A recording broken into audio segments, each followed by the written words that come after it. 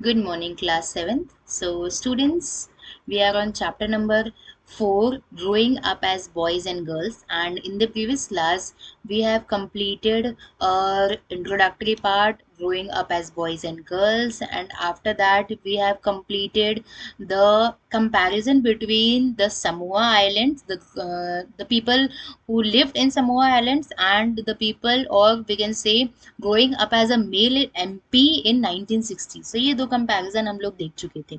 And this class we are going to start a new topic which is valuing house work, and after that life of domestic workers, and our last topic which is women's work and equality. And in this class we are going to cover up this chapter.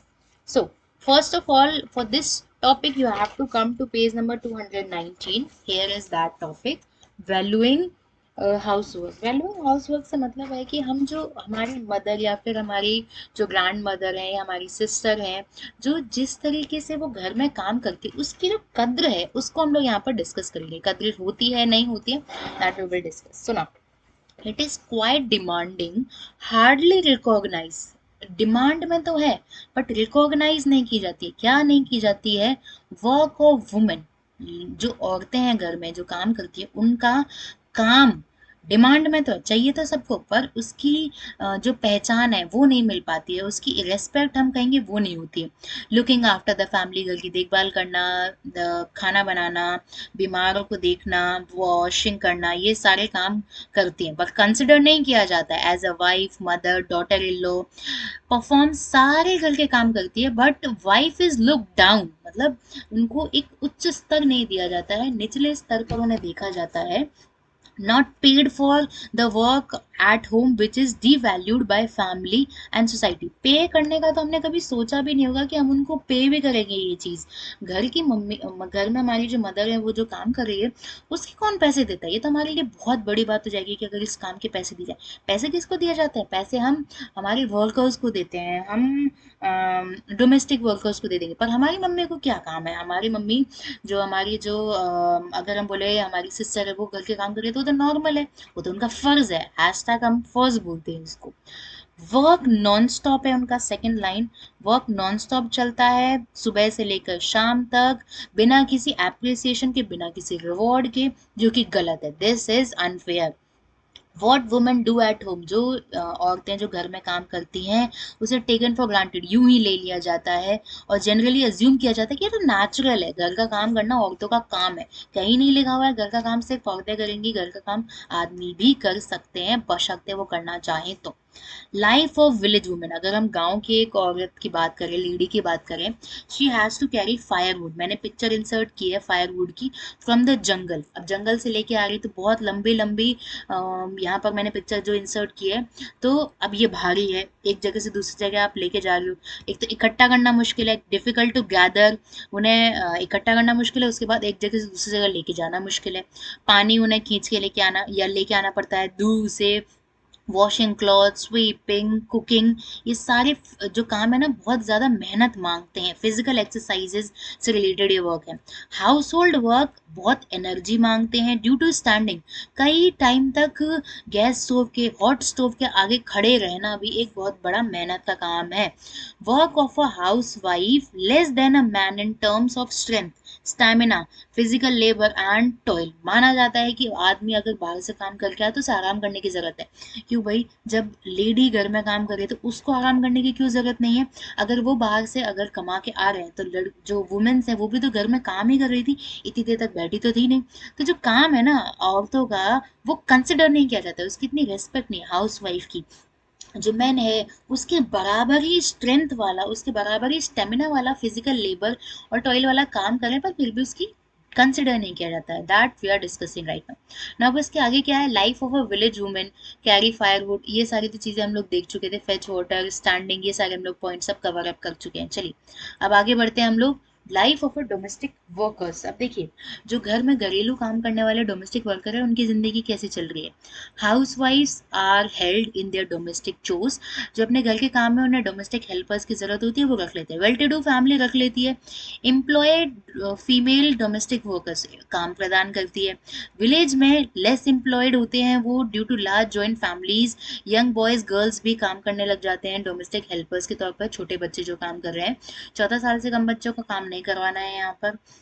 Life of domestic worker भी आसान नहीं है, बहुत ज़्यादा tough है। Often she is employed in many home. एक घर में नहीं, कई घरों में वो काम करती हैं।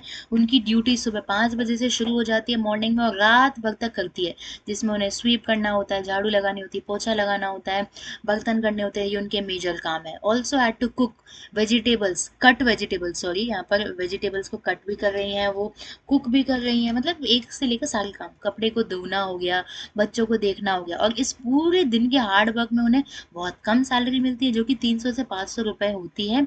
यहाँ पर आपकी बुक के अंदर भी मेंशन आउट किया गया है ऑन पेज नंबर 220। तो बहुत सारे जो पैसे हैं उन्हें बहुत कम मिलते हैं। और एक घर के, यहाँ तो बात की जा रही है, एक घर के उन्हें 300 से 500 रुपए मिल रहे हैं। वर्कड इज लुक डाउन, और इनके काम को भी कम आंका जाता है। कोई प्रोविजन नहीं है, छुट्टी वुट्टी के कोई भरोसे नहीं है, दी जाएगी नहीं दी जाएगी। और अदर बेनिफिट्स भी नहीं मिलते हैं कई घरों में, और एक जगह से दूसरे घर में बहुत भगदड़ करके उन्हें भागना पड़ता है। तो वही हम लोगों ने देखा, डोमेस्टिक वर्कर्स के भी जो हालात हैं वो बहुत ज़्यादा अच्छे नहीं है। बट अब क्या है, हम लोग लास्ट टॉपिक हमारी बुक का देखेंगे, वुमेन्स वर्क एंड इक्वालिटी। जो वुमेन का काम है उसको कंसिडर करना चाहिए और उन्हें भी इक्वालिटी प्रदान करनी चाहिए। नाउ कॉन्स्टिट्यूशन क्या कर रहा है हमारा, constitution does not discriminate against women, male और फीमेल। सारे इक्वल है in the eye of law. कानून की नज़रों के सामने सभी लोग, सभी जो मेन है वुमेन है, सभी बराबर हैं। हमने कई बार मूवीज में देखा हुआ, कानून की जो देवी होती है वाइट कलर से, उन्हें उनकी आंखों में पट्टी होती है, वो एक तराजू होता है। उसका मतलब क्या है, कानून की देवी के आंख में पट्टी इन द सेंस कि वो अंधी है। इसका मतलब यह है कि वो ये नहीं देख सकती। अंधी इन द सेंस उनकी आंखों में पट्टी है, अंधी एक गलत वर्ड हो जाएगा यहाँ पर। सो उनकी आंखों में पट्टी है, वो नहीं देख सकती कौन अमीर है कौन गरीब है, कौन किस कास्ट का है, कौन अपर का है कौन लोअर का है, कौन किस रिलीजन का है, कुछ नहीं देखना है। सभी कानून की नज़रों में बराबर हैं। फंडामेंटल राइट्स दिए गए हैं जो कि वुमेन को भी दिए गए हैं as to men. Actual practice however, there is discrimination against women in families, at workplace, society। हर जगह सबके फंडामेंटल राइट्स हैं, फिर भी वुमेन के साथ डिस्क्रिमिनेशन होता है। Look at the sorry for this, look at the form and substance of inequality. कहाँ कहाँ हमें इनइक्वालिटी देखने को मिल रही है। सबसे पहला point, yellow colour portion, lack of education. Girls are kept away from the school so that they can help in household work and look after siblings. Girl को पहले भी हम लोग डिस्कस कर चुके हैं, जो पेरेंट्स होते हैं वो सोचते हैं कि इन्हें तो पढ़ाई घर जाना है, इन्हें पढ़ा के क्या फ़ायदा है, तो इसलिए वो उनको स्कूल से दूर रखते हैं और लड़कों को भेजते हैं, बॉयज़ को भेजते हैं। और गर्ल्स से क्या करवाया जाता है, उनसे घर के काम करवाए जाते हैं और अपने छोटे भाई बहनों का वो ध्यान रखें, ऐसा उनसे करवाया जाता है, ऐसा सोचा जाता है, थिंकिंग है लोगों की। मैल न्यूट्रिशन, ओल्ड ट्रेडिशन है कि वुमेन को सबसे एंड में खाना चाहिए, सबसे पहले बड़ों ने खा लिया, फिर जेंट्स ने खा लिया, फिर बच्चों ने खा लिया, उसके बाद वुमेन का नंबर आता है और वो भी कम उन्हें खाने को मिलता है, जिस वजह से वो कुपोषण की शिकार होती जा रही है।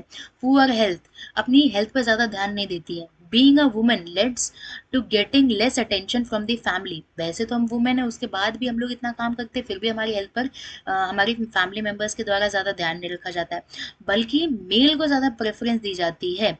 यहाँ पर थर्ड लाइन में लिखा हुआ है, पुअर हेल्थ के अंदर third line, from the family where males are given preference to females in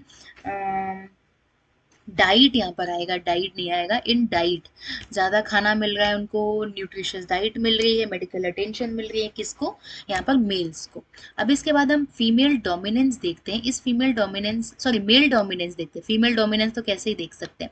female dominance dominated, sorry, male dominated, I am sorry for that. Yes, there are fewer jobs for women as compare to man. बहुत कम jobs हैं, man के पास इतने सारे jobs होते हैं पर women के पास बहुत कम जॉब्स होते हैं, और कई जगह पर because of the safety reasons वो जाना भी पसंद नहीं करती। अब इसके बाद हम लोग नेक्स्ट बढ़ते हैं हमारे नेक्स्ट टॉपिक की तरफ, जो कि इसका एक्सटेंडेड पार्ट है। गवर्नमेंट ने बहुत सारे स्टेप्स लिए टू हेल्प वुमेन, एंड ये जो खाई जो बन चुकी है ना उस इनइक्वालिटी को भरने के लिए।